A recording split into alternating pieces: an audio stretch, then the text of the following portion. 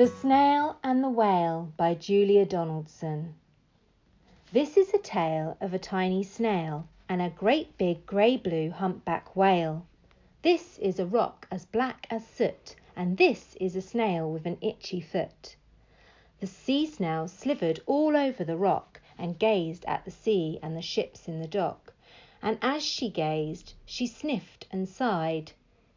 The sea is deep and the world is wide. How I long to sail, said the tiny snail. These are the other snails in the flock, who all stuck tight to the smooth black rock, and said to the snail with the itchy foot, "Be quiet, don't wriggle, sit still, stay put." But the tiny sea snail sighed and sniffed, then cried, "I've got it, I'll hitch a lift." This is the trail of the tiny snail, a silvery trail that looped and curled and said, "Lift wanted around the world." This is the whale who came one night when the tide was high and the stars were bright, a humpback whale immensely long, who sang to the snail a wonderful song of shimmering ice and coral caves and shooting stars and enormous waves. And this is the tale of the humpback whale. He held it out of the starlit sea and said to the snail, "Come sail with me."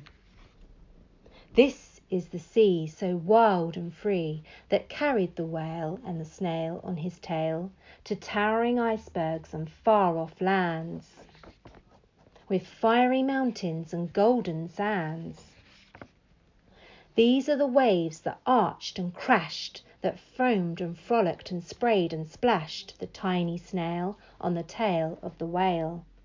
These are the caves beneath the waves, where stripy fish with feathery fins and sharks with hideous toothy grins swam round the whale and the snail on his tail.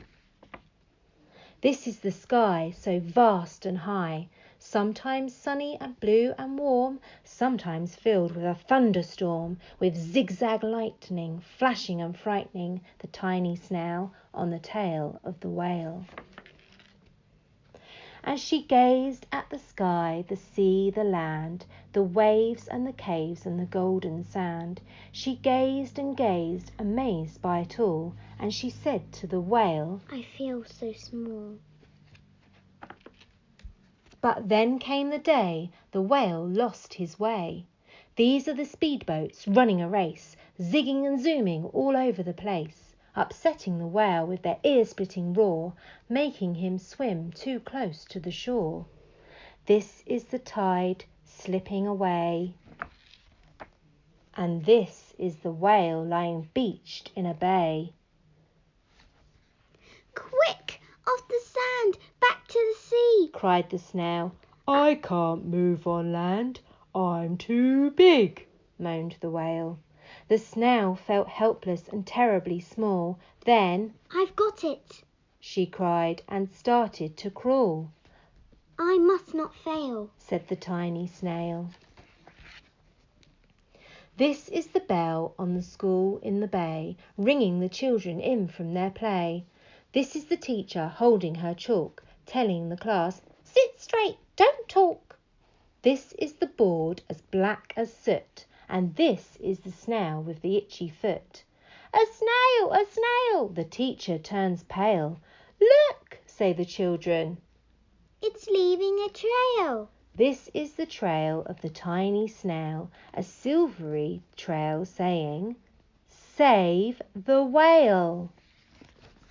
These are the children running from school, fetching the fireman, digging a pool, squirting and spraying to keep the whale cool. This is the tide coming into the bay, and these are the villagers shouting, "Hooray!" as the whale and the snail travel safely away. Back to the dock and the flock on the rock, who said, "How time's flown!" and "Haven't you grown!" And the whale and the snail told their wonderful tale of shimmering ice and coral caves and shooting stars and enormous waves, and how the snail, so small and frail, with her looping, curling, silvery trail, saved the whale of the humpback whale. Then the humpback whale held out his tail, and on crawled snail after snail after snail. And they sang to the sea as they all set sail on the tail of the grey-blue humpback whale.